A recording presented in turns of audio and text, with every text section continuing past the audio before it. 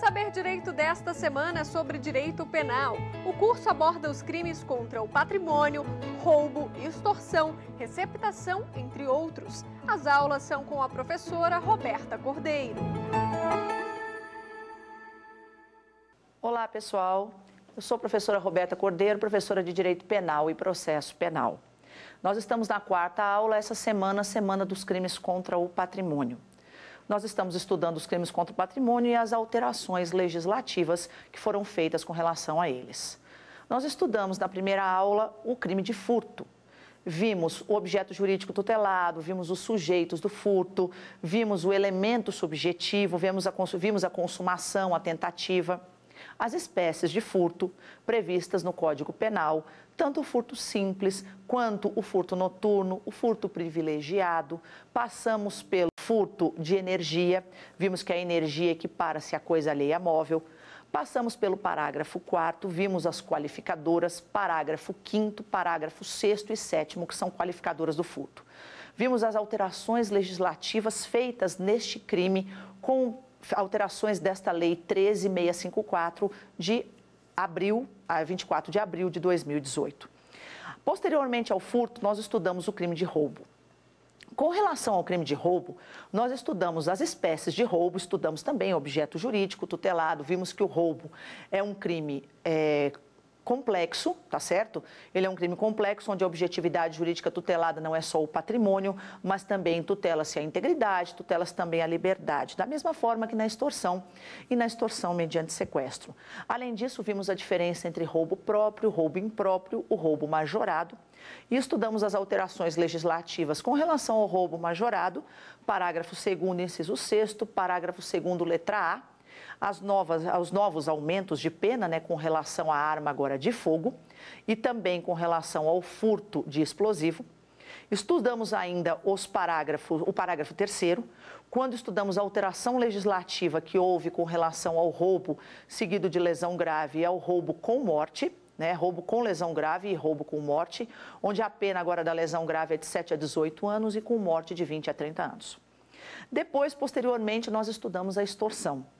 Vimos o artigo 158 e estudamos também a extorsão mediante sequestro. Com relação à extorsão, nós falamos daquela forma simples da extorsão, falamos da forma majorada da extorsão, que é o parágrafo 1º, assim como o roubo majorado do parágrafo 2º, nós temos a extorsão majorada também do parágrafo 1º. O parágrafo 2º possui a extorsão qualificada e o parágrafo 3º também, que é o sequestro relâmpago, alteração legislativa criada no Código Penal, dizendo que quando a extorsão é com restrição da liberdade, a pena será de 6 a 12 anos, com o resultado lesão grave ou morte, aplica-se a pena da extorsão mediante sequestro. Estudamos ainda a extorsão mediante sequestro prevista no artigo 159 do Código Penal.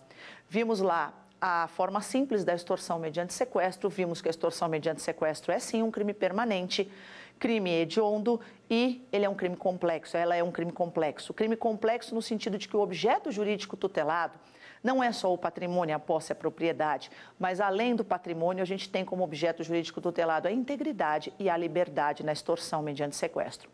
Estudamos as formas qualificadas da extorsão mediante sequestro e a delação premiada, prevista no artigo 159, parágrafo 4º, só com relação à extorsão mediante sequestro, cuja natureza jurídica é de causa de diminuição de pena.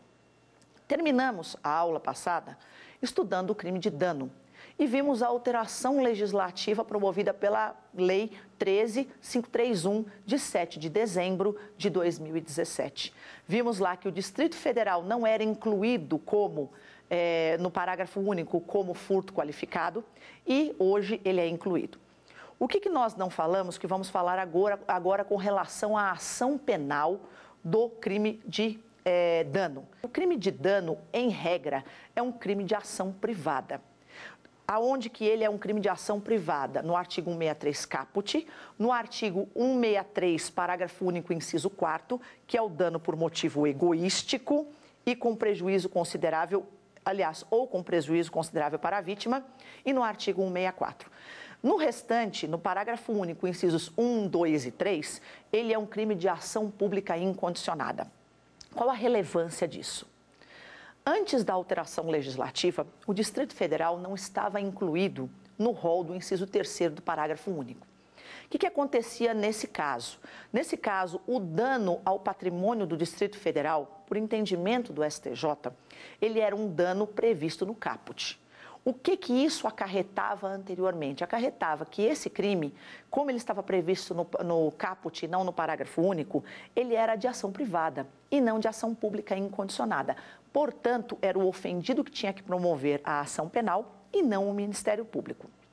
Nesse caso, então, como não era o Ministério Público o dono da ação penal e ela não era iniciada por denúncia, ela era iniciada por queixa-crime e quem fazia isso ou teria que fazer era o procurador do DF.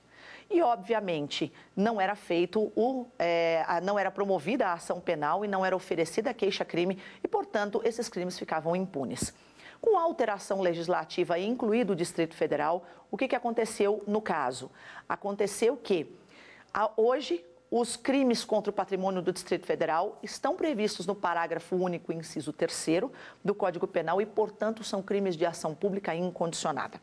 Além disso, vamos puxar aqui a alteração legislativa, a Lei 13.531, ela prevê lá, hoje, no crime de dano, dizendo lá que o crime de dano, contra o patrimônio da União, Estado, Distrito Federal, que agora efetivamente foi incluído, município, autarquia, fundação pública, empresa pública, sociedade de economia mista ou empresa concessionária de serviços públicos. Como era a redação anterior? Era crime contra o patrimônio da União, Estado, município, empresa concessionária de serviço público e sociedade de economia mista. Então, além do Distrito Federal, também foi incluída a autarquia e fundação, que não existia anteriormente. Então, a consequência mais grave disso era o crime não ser de ação pública incondicionada, mas sim ser de ação privada. E, portanto, a ação privada ela é promovida mediante queixa e não mediante denúncia oferecida pelo Ministério Público. Feito o resumo das aulas anteriores e esse complemento com relação ao crime de dano, nós passamos a estudar agora o crime de apropriação indébita. O artigo 168 do Código Penal prevê o crime de apropriação indébita e é esse artigo que nós vamos estudar. Olha só, qual a diferença entre o furto e a apropriação indébita? O furto tem o núcleo do tipo subtrair, enquanto que a apropriação indébita tem o núcleo do tipo apropriar-se. Qual a diferença entre furto e apropriação indébita? No furto, eu não tenho a posse da coisa e, portanto, eu subtraio. Enquanto na apropriação indébita existe a posse e o agente inverte a posse, ou seja, de possuidor, ele torna-se um proprietário, obviamente sem autorização do legítimo proprietário e, portanto, está configurado o crime de apropriação indébita. Lembrando que, se no crime de apropriação indébita, que a gente vai começar a estudar agora, que é um crime patrimonial e crime simples, porque a objetividade jurídica tutelada volta a ser somente o patrimônio. Mas nesse crime, o sujeito ativo é qualquer pessoa. Se, como eu ia começando a falar, o crime de apropriação indébita é praticado por funcionário público no exercício da função ou aproveitando-se das facilidades que o cargo lhe proporciona, o crime não será de apropriação indébita, o crime será de peculato. Então, peculato é a apropriação indébita praticada pelo funcionário público. O artigo 312 estipula lá apropriar-se o funcionário público de dinheiro, valor ou utilidade que está em seu poder em razão do cargo. Então, nesse caso, se o funcionário público está na posse de algum bem e ele se apropria, obviamente, ele, usando das facilidades que lhe proporciona o cargo, ele não vai responder por apropriação indébita, mas ele vai responder por peculato. Pois bem, com relação ao crime de apropriação indébita, retornando agora à apropriação indébita, ela está no artigo 168 do Código Penal. Mais uma diferenciação que eu acho que cabe a gente fazer, que já foi feita na primeira aula. Existe o furto previsto lá, dentre as qualificadoras, no inciso 2º, parágrafo 4º, inciso 2º do artigo 155. Então, a diferença cabe nós falarmos aqui, a diferença entre o furto com abuso de confiança e a apropriação indébita. No furto com abuso de confiança, existe uma posse, assim como na apropriação indébita. Só que a posse no furto com abuso de confiança, como foi falado, é uma posse vigiada. que seria a detenção do direito civil. Enquanto na apropriação indébita existe a posse desvigiada da coisa. E, portanto, quando existe a posse desvigiada, que a pessoa ela fica com a coisa sem vigilância nenhuma e ela inverte a posse, está caracterizado o crime de apropriação indébita. Pois bem, vamos ler o artigo 168 do Código Penal. O artigo 168 assim estabelece: apropriar-se de coisa alheia móvel de que tenha posse ou detenção. Então, o objeto jurídico tutelado neste caso é o patrimônio. E o objeto material volta a ser coisa alheia móvel. Nós estudamos que no dano a coisa pode ser tanto móvel quanto imóvel. Aqui, como existe a apropriação, o núcleo do tipo é apropriar-se, o objeto material é a coisa alheia móvel, da mesma forma que no furto, da mesma forma que no roubo. E a pena aqui é a mesma pena do furto, furto caput, pena de reclusão de 1 a 4 anos e multa. Aí, o parágrafo 1º, ele não prevê uma apropriação indébita qualificada, mas ele prevê uma majorante, que diz que a pena é aumentada de 1/3 quando o agente recebeu a coisa, inciso 1, em depósito necessário, inciso 2, na qualidade de tutor, curador, síndico, liquidatário, inventariante, testamenteiro ou depositário judicial. E o inciso 3º, em razão de ofício, emprego ou profissão. Pois bem, esse é o artigo 168. Como a gente já falou repetidas vezes, o objeto jurídico é o patrimônio. Sujeito ativo e sujeito passivo, agora do crime. O sujeito ativo, ele pode ser qualquer pessoa. Como nós dissemos há pouco, se for o funcionário público o sujeito ativo, o crime será de peculato e não de apropriação indébita. Obviamente, o funcionário público no exercício da função ou em razão dela. É o que dizia um professor meu, não basta ser funcionário público, tem que participar. Se ele só pelo fato de ser funcionário público se apropria, o crime pode ser de apropriação indébita sim. Ele tem que, para que seja peculato, fazer o crime, a apropriação em razão da função. Enquanto que o sujeito passivo do crime será aquele atingido em seu patrimônio pela indevida apropriação, podendo aí ser pessoa física ou jurídica sem nenhum problema. A conduta, nós acabamos de falar, é o apropriar-se. O que vem a ser apropriar-se? Assenhorear-se, tomar para si. Ou seja, o agente que tendo a posse, inverte a posse e toma para si, ele pratica apropriação indébita.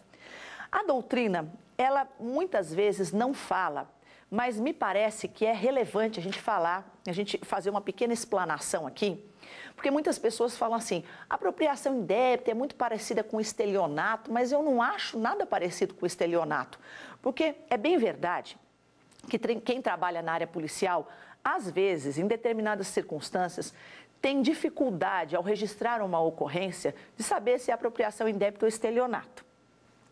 Professora, mas é tão diferente a apropriação indébita do estelionato? Depende. O estelionato previsto no artigo 171, que é o nosso próximo crime a ser estudado, tem como disposição obter vantagem ilícita em prejuízo alheio, induzindo ou mantendo alguém em erro, mediante artifício, ardil ou outro meio fraudulento. Ou seja, por uma fraude, a pessoa é induzida ou mantida em erro. Tá, e qual é a semelhança que existe entre o estelionato e a apropriação indébita? É o seguinte, no estelionato, o dolo, ele necessariamente tem que ser desde o início. Enquanto que na apropriação indébita, o dolo tem que ser contemporâneo. Como assim? Existem duas espécies de apropriação indébita. Existe a apropriação indébita propriamente dita, e essa que é muito parecida com o estelionato, e existe a negativa de restituição.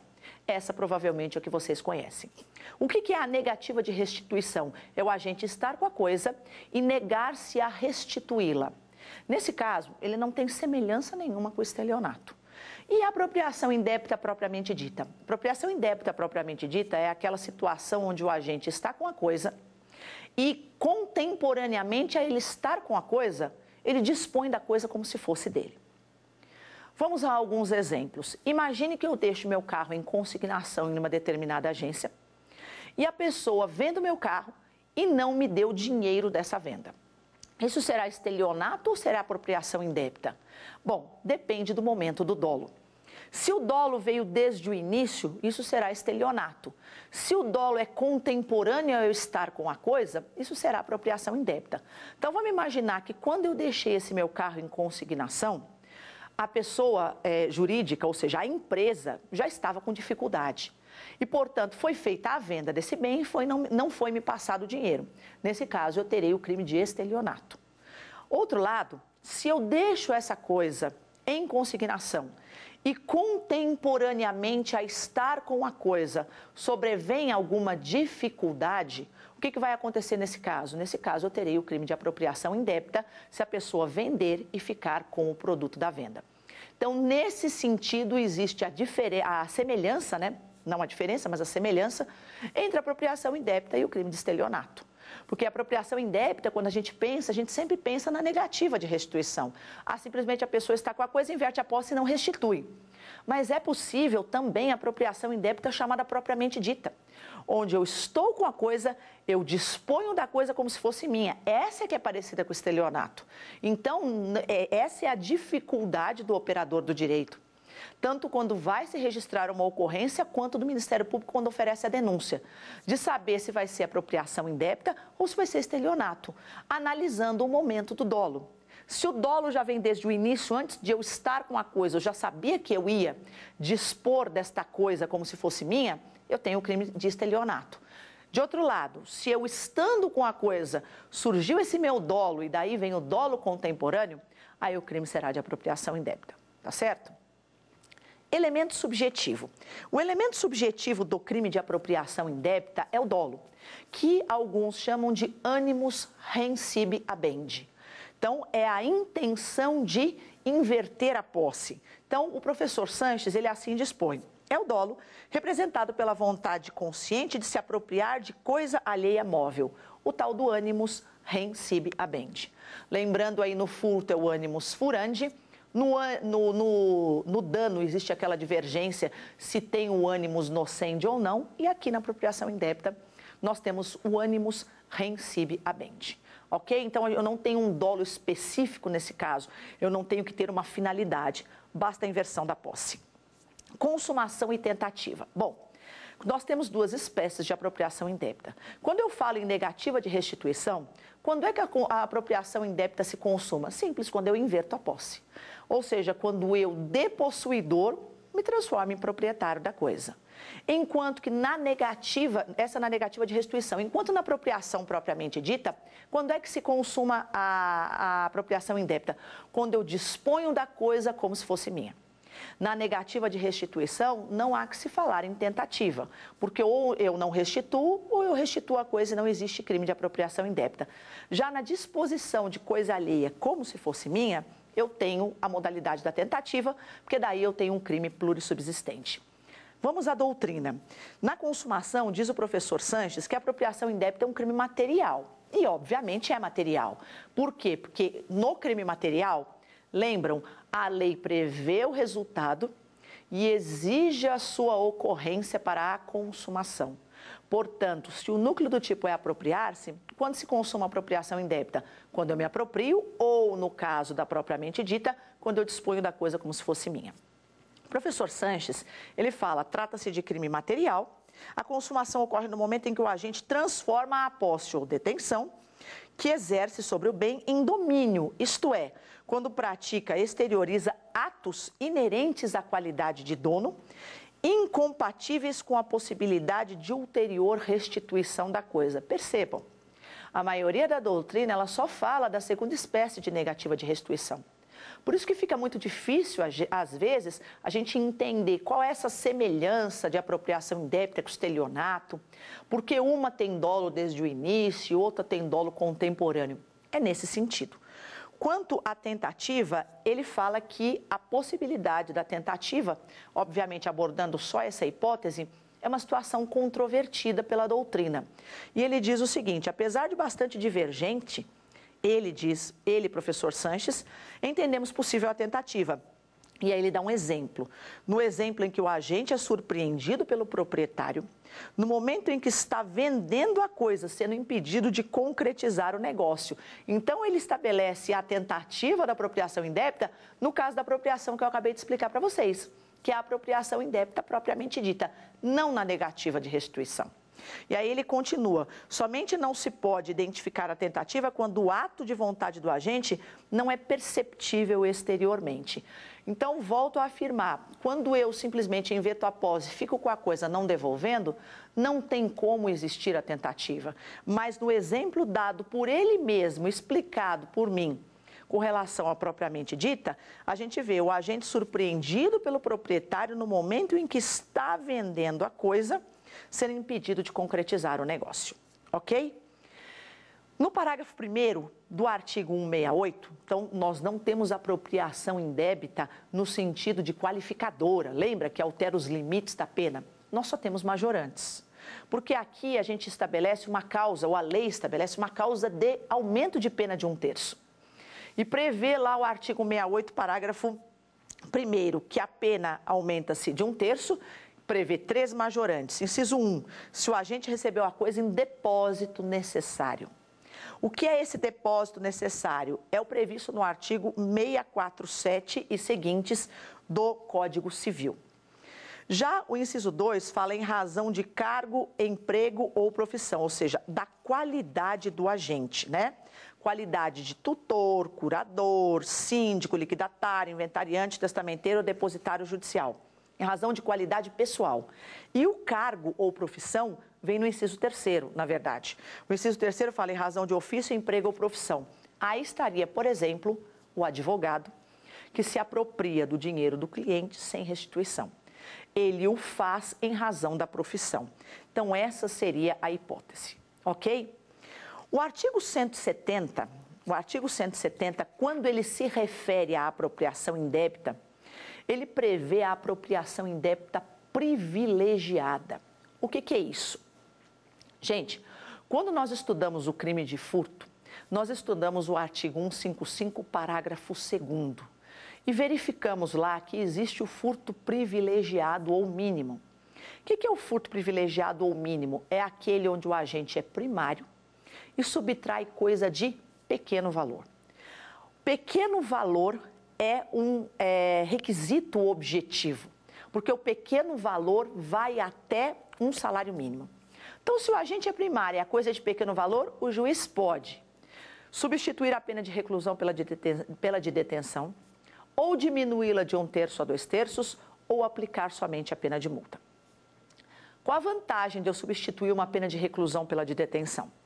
A reclusão, segundo o artigo 33 do Código Penal, ela pode ser cumprida nos regimes fechado, semiaberto ou aberto, enquanto que a detenção só pode ser cumprida nos regimes semiaberto ou aberto. Quando que o juiz impõe na pena de reclusão regime fechado? Quando a pena concretizada na sentença é superior a 8 anos. Semiaberto, quando a pena é superior a 4 e até 8. E aberto, quando a pena é igual ou inferior a 4 anos. Quando a pena é de detenção, ele pode, quando a pena é superior a 4 anos, impor o regime semiaberto e quando ela é de 4 para baixo, impor o regime aberto. Na detenção, eu não posso, na sentença, impor regime fechado, só na reclusão. Portanto, a detenção, ela é melhor do que a reclusão. Então, qual é o benefício que o réu tem? O benefício que ele tem é substituição da pena de reclusão pela de detenção, ou diminui a pena de 1/3 a 2/3, ou aplica somente a pena de multa. É bem verdade que o juiz ele pode, além de substituir a pena de reclusão pela de detenção, também diminuí-la de 1/3 a 2/3. Não há incompatibilidade nessa junção de benefícios para o réu. Mas tudo isso gera condenação. De outro lado, também é possível a aplicação do princípio da insignificância no crime de furto. O princípio da insignificância não prevê que a coisa é de pequeno valor, mas ele prevê uma coisa de ínfimo valor. E esse ínfimo valor é aferido de acordo com as posses da vítima. Aí sim. Para que haja o princípio da insignificância, são necessários 4 requisitos. Mari, mínima ofensividade da conduta, ausência de periculosidade social do comportamento, reduzido grau de reprovabilidade da conduta e inexpressividade da lesão jurídica provocada. Tanto o furto privilegiado, tanto o privilégio no furto quanto o princípio da insignificância, então o privilégio e o princípio da insignificância são aplicados ao furto. Não existe aplicação de princípio da insignificância nem privilégio ao crime de roubo. Princípio da insignificância, obviamente, não existe a aplicação, exatamente por conta da violência ou grave ameaça. O privilégio não cabe também no roubo por conta da violência ou grave ameaça e porque não está previsto na lei. O artigo 170, ele prevê que é possível a aplicação do disposto no artigo 155, parágrafo 2º, a apropriação indébita. Portanto, na apropriação indébita, se a coisa for de pequeno valor e o criminoso for primário, ele tem os mesmos benefícios do furto, ou seja, o juiz pode substituir a pena de reclusão pela de detenção, ou diminuí-la de 1/3 a 2/3, ou aplicar somente a pena de multa. Então, por disposição expressa, é possível que eu aplique a apropriação indébita ou privilégio do furto e também é possível que eu aplique a apropriação indébita, o princípio da insignificância. Com isso, nós terminamos o crime de apropriação indébita e passamos agora ao crime de estelionato. O que nós vamos tratar aqui é especificamente o artigo 171 do Código Penal. O artigo 171 do Código Penal, ele prevê o seguinte: obter, para si ou para outrem, vantagem ilícita em prejuízo alheio, induzindo ou mantendo alguém em erro mediante artifício, ardil ou outro meio fraudulento. Então, esse é o crime de estelionato. A pena, uma pena relativamente pequena para tanto prejuízo que o crime de estelionato pode causar, a pena é de reclusão de 1 a 5 anos e multa. Mais uma vez aqui, nós temos um crime simples. Por que temos crime simples? Porque o objeto jurídico tutelado no estelionato é o quê? É o patrimônio. Então, aqui é a inviolabilidade patrimonial, a prática de atos enganosos praticados pelo agente. Esse é o objeto jurídico tutelado. Lembramos aqui, gente, que no estelionato existe a entrega pela vítima da coisa, semelhante à extorsão.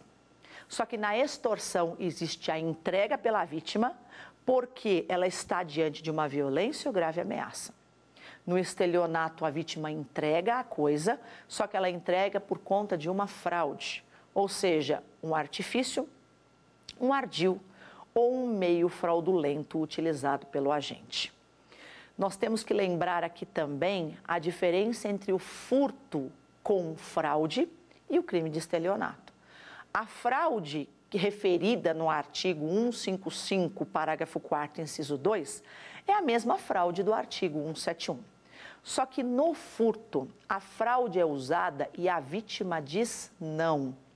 No estelionato, a fraude é usada para a vítima dizer sim.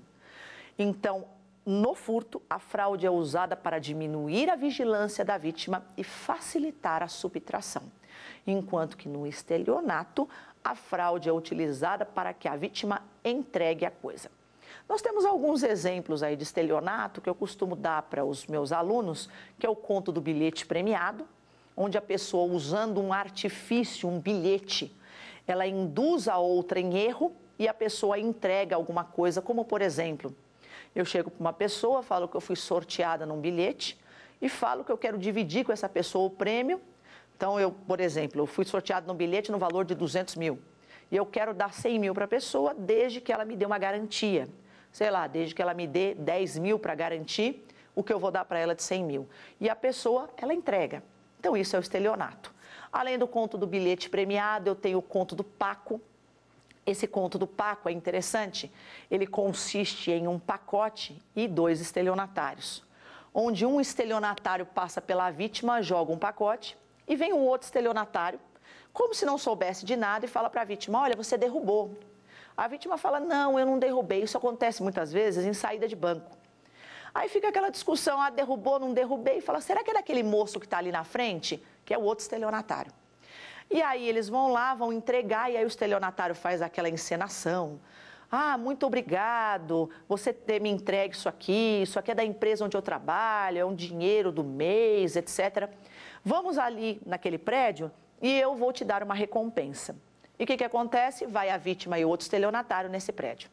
Só que, coincidentemente, nesse prédio não se pode entrar com bolsa. E aí o estelionatário que está com a vítima entra no prédio, sai com alguma recompensa, obviamente fictícia, e mostra para a vítima. E aí o outro estelionatário que estava do lado de fora fala, agora é a sua vez.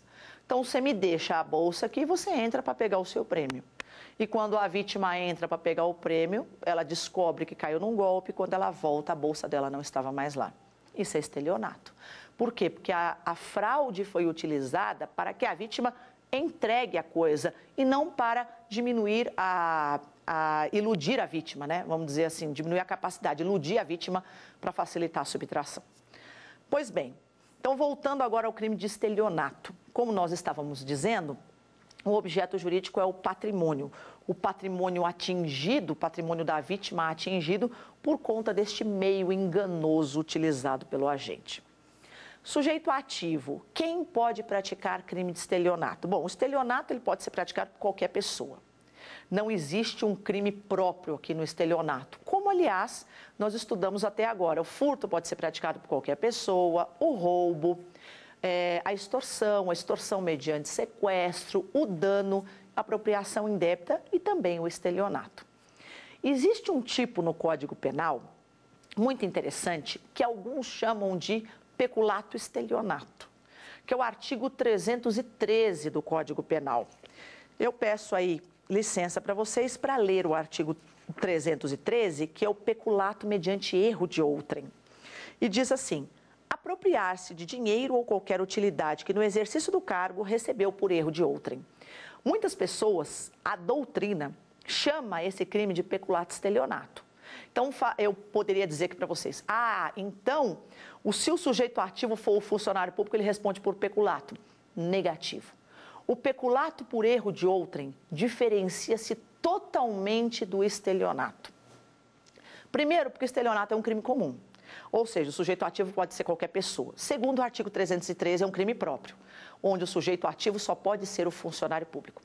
Acontece que no 313 existe um erro de outrem e este erro, a pessoa, a vítima deste crime, ela erra sozinha.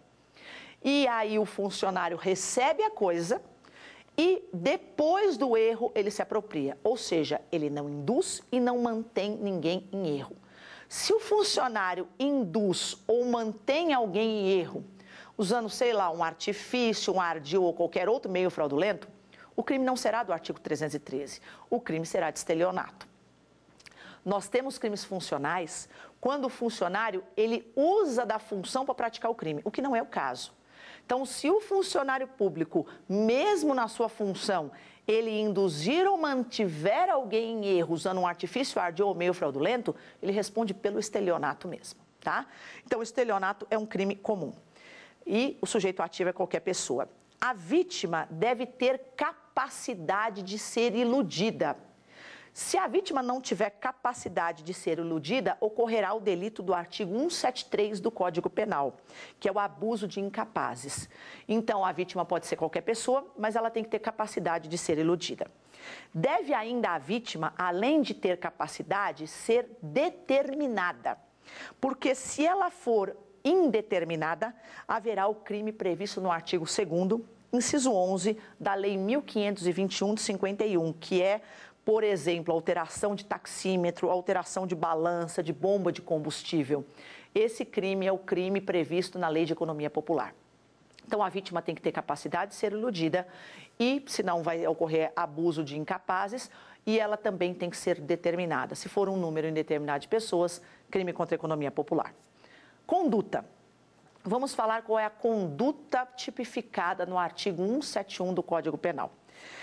A conduta tipificada pune-se, diz o professor Sanches, aquele que por meio de astúcia, esperteza, engodo, mentira, procura despojar a vítima do seu patrimônio. Portanto, o crime de estelionato, necessariamente, ele tem que ter 3 elementos. Quais são? Primeiro, a fraude. Então, a fraude, ela pode ser um artifício, ardil ou outro meio fraudulento. O que é artifício? Artifício é a fraude material. Qual é o exemplo que eu dei para vocês? O conto do bilhete premiado, quando eu apresento alguma coisa para a vítima. Ardil é a fraude intelectual, é a lábia. Ou outro meio fraudulento, diz a lei, O que seria esse outro meio fraudulento? Por exemplo, o silêncio. Então, nesse caso, o primeiro elemento do crime de estelionato tem que ser a fraude. Artifício, fraude material, ardil, fraude intelectual ou outro meio fraudulento, como, por exemplo, o silêncio. Segundo elemento do estelionato, vantagem ilícita. Vantagem ilícita, se a vantagem for devida, estar-se-á diante de crime de exercício arbitrário das próprias razões, previsto no artigo 345. Então, primeiro elemento, fraude. Segundo elemento, vantagem ilícita. Terceiro elemento, prejuízo alheio. Então, é necessário que alguém tenha prejuízo, e esse alguém é a vítima. Para a caracterização do crime, diz a doutrina, a vítima deve sofrer um prejuízo patrimonial que corresponda à vantagem indevida obtida pelo agente. Portanto, são necessários 3 elementos: fraude, vantagem ilícita, que é a mesma coisa que vantagem indevida da extorsão, prejuízo alheio. Uma pergunta que costumeiramente é discutida: se a fraude bilateral, a torpeza bilateral, a má-fé do agente e da vítima, torpeza bilateral, ambos de má-fé, isso exclui o crime? A torpeza bilateral, a fraude bilateral exclui o crime? Claro que não, porque não é elemento do tipo penal que a vítima tenha boa-fé. É possível, inclusive, que a vítima haja de má-fé. E mesmo assim está caracterizado o crime de estelionato, porque só são elementos fraude, vantagem ilícita e prejuízo alheio. Ok? Vamos lá. Lembrando aqui, e agora a gente faz um parênteses, quanto à súmula 17 do STJ, que ela tem tudo a ver com o estelionato. O que diz a súmula 17 do STJ? Quando o falso se exaure no estelionato sem maior potencialidade lesiva, é por ele absorvida. O que é esta fraude? Nós temos aqui que relembrar os crimes previstos lá a partir do artigo 289 do Código Penal, que são crimes contra a fé pública. E ali a gente tem o início dos crimes de moeda falsa e mais especificamente nos artigos 297, 298 e 299, nós temos os crimes de falsidade material, 297 e 298. O 297 é falsidade de documento público, o 298 falsidade de documento particular e o 299 falsidade ideológica. Na falsidade material, nós temos lá como núcleo do tipo, eu estou falando desses crimes porque eles são os mais importantes, né? A partir do artigo 300, 301, caput e parágrafo e o 302 são subespécies das falsidades material e ideológica. Na falsidade material, reparem, o núcleo do tipo é falsificar ou alterar. Ou seja, eu faço um documento falsificado ou eu adultero esse documento. Enquanto que a falsidade ideológica, o documento ele é formalmente perfeito, mas falso é a ideia ali contida. Desses crimes, falsidade material, falsidade ideológica, ainda deriva o artigo 304, que é o uso de documento falso. Se eu falsificar esses documentos e depois usar, de acordo com a doutrina, eu só vou responder pela falsificação. Mas, se eu falsifico e terceira pessoa usa, eu respondo pela falsificação e a outra pessoa responde pelo uso. Por que eu só respondo pela falsificação na hipótese de eu falsificar e usar?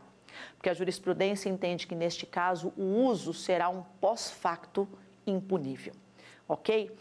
O que diz a súmula 17? Que se eu falsificar um documento ou se eu usar esse documento falsificado com a finalidade de praticar estelionato, eu responderei só pelo crime de estelionato. Esse é o teor da súmula 17 e essa súmula 17, ela existe exatamente por conta do princípio da consunção. Consunção quer dizer absorção, ou seja, o crime meio é absorvido pelo crime fim. Nesses casos, quando eu falsifico, quando eu uso um documento falsificado com a finalidade de praticar estelionato, eu respondo só pelo crime de estelionato. Então, seria mais ou menos a situação, um exemplo que a gente pode dar, é de um cheque falsificado, que não é do correntista do banco, é um cheque falsificado, dado para terceiro com a finalidade de praticar estelionato. Nesse caso, aplica-se a súmula 17 do STJ e a pessoa só responde pelo estelionato. Pois bem, retornando aqui ao nosso estelionato. Elemento subjetivo é o dolo, dolo de induzir ou manter alguém em erro a fim de obter indevida vantagem econômica em prejuízo alheio para si ou para outrem. Consumação. O estelionato previsto no caput é um crime de duplo resultado. Ou seja, para que haja consumação, eu preciso ter dois resultados. Quais são? Vantagem ilícita em prejuízo alheio.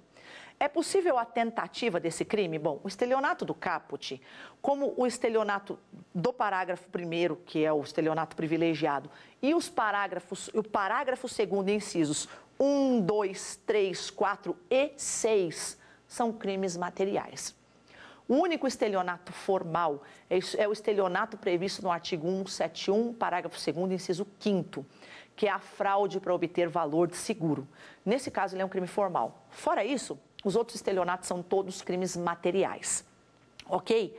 Então, nesse caso do caput, especificamente que nós estamos estudando, tratando-se de delito plurissubsistente, ou seja, feito em vários atos, a tentativa é perfeitamente admissível, como no caso do agente que consegue induzir a vítima em erro e no momento da obtenção da indevida vantagem, exemplo doutrinário, exemplo do professor Sanches, é impedido por circunstâncias alheias à sua vontade.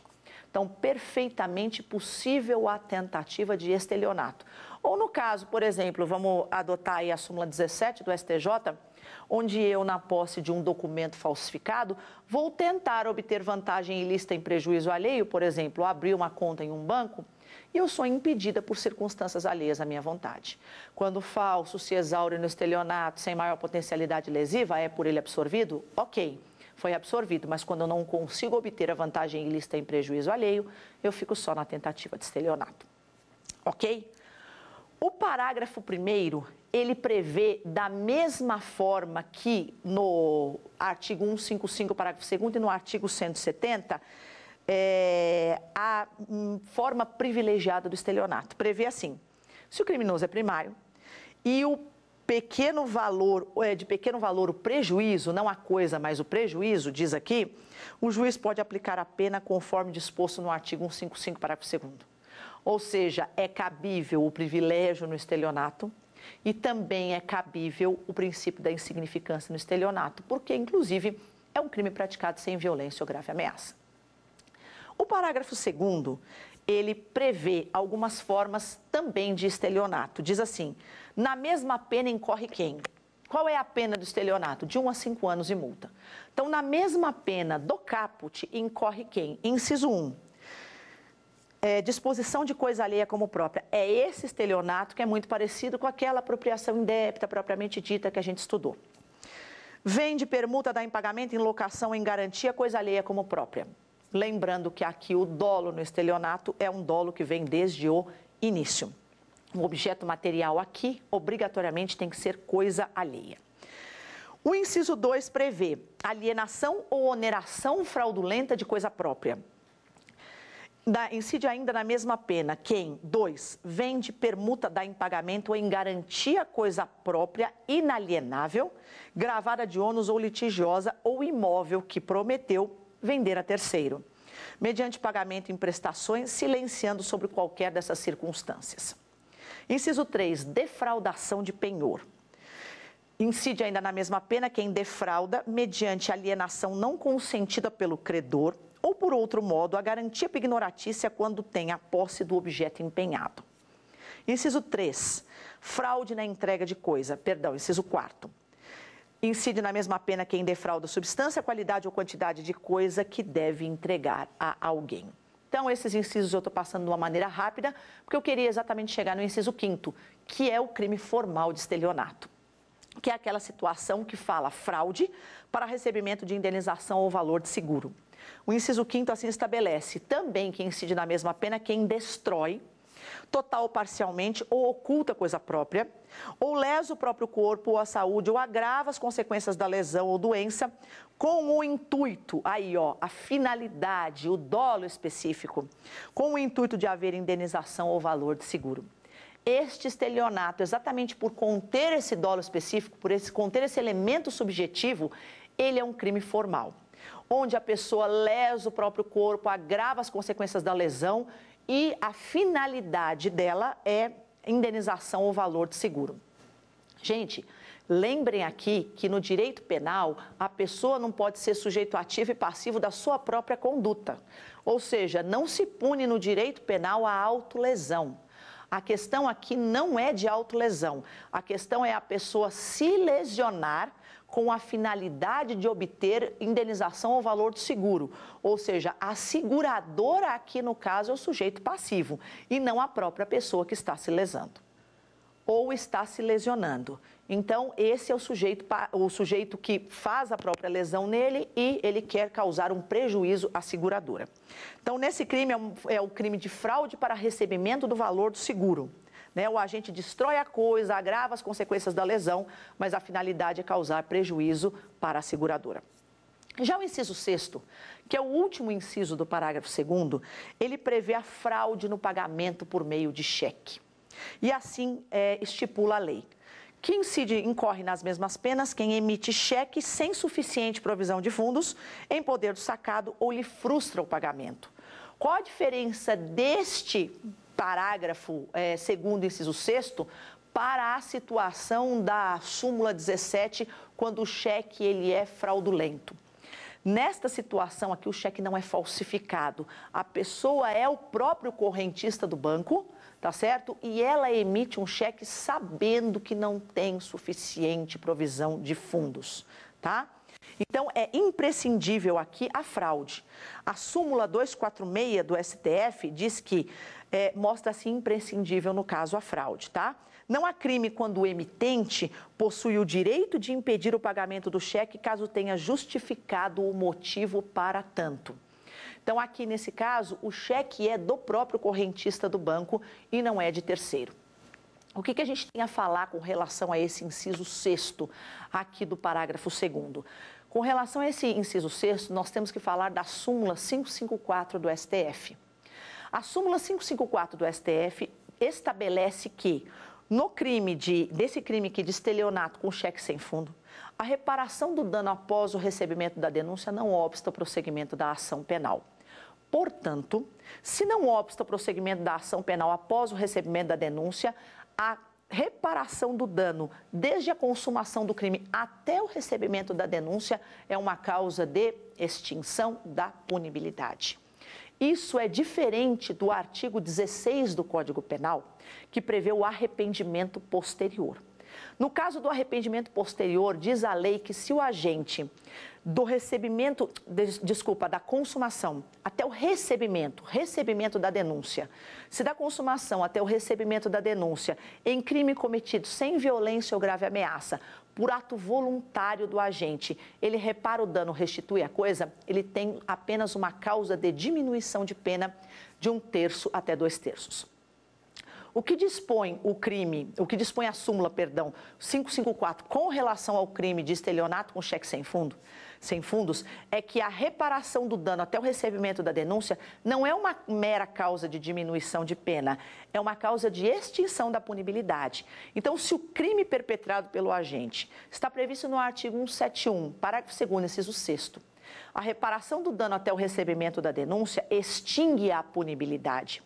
Nos outros crimes de estelionato, por exemplo, o estelionato do caput, se houver a reparação do dano da consumação do crime até o recebimento da denúncia, eu aplico o artigo 16, ou seja, é mera causa de diminuição de pena de 1/3 até 2/3. Então, se eu usar um cheque falsificado com a finalidade de praticar estelionato e eu reparar o dano, essa reparação do dano minha desde a consumação até o recebimento da denúncia vai ser uma causa de diminuição de pena. Se, ao contrário, o meu crime praticado por mim está previsto no parágrafo 2º, inciso 6º, ou seja, fraude no pagamento do cheque, ou seja, emissão de cheque sem fundos, e eu reparo o dano até o recebimento da denúncia, eu não vou ter uma mera causa de diminuição de pena, eu vou ter uma extinção da punibilidade. Além de tudo isso que nós falamos até agora, nós temos que lembrar da súmula 244 do STJ com o mesmo teor da súmula 522 do Supremo Tribunal Federal. Essas duas súmulas que têm o mesmo teor dizem com relação ao foro, a competência para julgar o crime de estelionato com cheque sem fundos. O artigo 70 do CPP dispõe que, adotada a teoria do resultado, lugar do crime, ou seja, o juiz competente para julgar é onde ocorreu o resultado, onde ocorreu a consumação do crime. Estas súmulas, aplicáveis ao artigo 171, parágrafo 2º, inciso 6º, dizem que a competência é do local onde ocorreu a recusa do pagamento pelo sacado. Então, se eu, por exemplo, tenho uma conta, por exemplo, em Brasília, e eu vou a São Paulo e emito um cheque sem fundos, e o banco que recusa o pagamento está em Brasília, o foro competente para me julgar será o foro onde ocorreu a recusa do pagamento pelo sacado, ou seja, em Brasília, e não onde eu emiti o cheque sem suficiente provisão de fundos. Ok? Bom, estudado isso, nós temos ainda o parágrafo 3º do crime de estelionato e o parágrafo 4º, parágrafos 3º e 4º. No parágrafo 3º, a gente tem uma majorante. Dispõe assim: a pena aumenta-se em 1/3 se o crime é cometido em detrimento de entidade de direito público ou de instituto de economia particular, assistência social ou beneficência. E o parágrafo 4º é o estelionato contra idoso. Nesse estelionato do parágrafo 4º diz assim: aplica-se a pena em dobro se o crime é praticado contra idoso. Então, aqui a gente tem uma aplicação de pena em dobro se o crime é praticado contra idoso e uma majorante de pena prevista no parágrafo 3º. No parágrafo 3º, então, prevê a majorante da pena nos casos em que o estelionato, diz a doutrina, em qualquer das formas previstas, é praticado em prejuízo de bens pertencentes à entidade de direito público ou de instituto de economia popular, assistência social ou beneficência. Tá? A razão de ser, a razão do aumento nesses casos é que a lesão patrimonial a prejuízo, né? Lesão patrimonial a diversas vítimas, afetando o próprio interesse social e o interesse particular de numerosas vítimas. E o parágrafo 4º foi acrescentado pela Lei 13.228 de 2015, que dobra a pena do crime quando cometido contra idoso, ou seja, quem é idoso é a pessoa com idade igual ou superior a 60 anos. Ok? Bom, com isso nós terminamos o crime de estelionato, e na próxima aula nós vamos estudar o crime de receptação. Então aqui cabe a gente fazer um resumo do que a gente já estudou e do que ainda será estudado. Nós estamos estudando os crimes patrimoniais, essa semana é a semana de crimes contra o patrimônio, estudamos já o crime de furto, estudamos o roubo, estudamos a extorsão, extorsão mediante sequestro, o dano, vimos a apropriação indébita, vimos o estelionato. Vimos as alterações legislativas promovidas por várias leis. E a última lei, né, foi a Lei 13.654. E essa Lei 13.654, ela estabelece aí um aumento de pena, na verdade, uma qualificadora no crime de furto, lá no parágrafo 4º, letra A, no parágrafo 7º, com a pena de 4 a 10 anos se o crime é praticado com explosivos ou de explosivos. Aí nós passamos pelo artigo 157, vimos a revogação do parágrafo 2º, inciso 1, que não é qualquer arma hoje que tipifica o crime de roubo, mas somente a arma de fogo. E esta arma, quando for de fogo, não aumenta a pena só de 1/3 até metade, mas ela vai aumentar a pena inicialmente já de 2/3. Depois estudamos o crime de extorsão e de extorsão mediante sequestro. Nós vimos que a diferença entre a extorsão e a extorsão mediante sequestro é que na extorsão eu constranjo a vítima com violência ou grave ameaça para obter vantagem, ou seja, para obter vantagem indevida, para que ela faça, deixe de fazer ou tolere que se faça alguma coisa. Na verdade, eu busco da própria vítima a obtenção dessa vantagem. Mas é possível que eu tenha mais de um sujeito passivo. A vítima, por exemplo, venha sacar dinheiro de uma terceira pessoa. Então, não só ela vai ser constrangida, mas o prejuízo patrimonial vai ser de terceiro. Já no artigo 159, nós vimos que a diferença dele com o artigo 148 é a finalidade de obter, aí nós estudamos, indevida vantagem econômica. Essa indevida vantagem econômica, ela obrigatoriamente tem que ser de terceiro, ou seja, não necessariamente a vantagem de terceiro, mas terceiro tem que proporcionar essa vantagem, porque a vítima vai estar sequestrada. Nós estudamos ainda o crime de dano. Nós vimos as espécies de dano que existem, o dano simples, o dano qualificado, vimos as alterações legislativas promovidas em dezembro de 2017. Nessa aula nós estudamos a apropriação indébita e nós estudamos o estelionato. E só falta para nós terminarmos os crimes contra o patrimônio da receptação e das disposições gerais pertinentes aos crimes contra o patrimônio.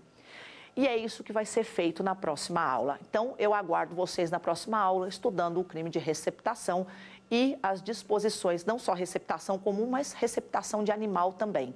E as disposições dos artigos 181, 182 e 183. Obrigada e até a próxima aula.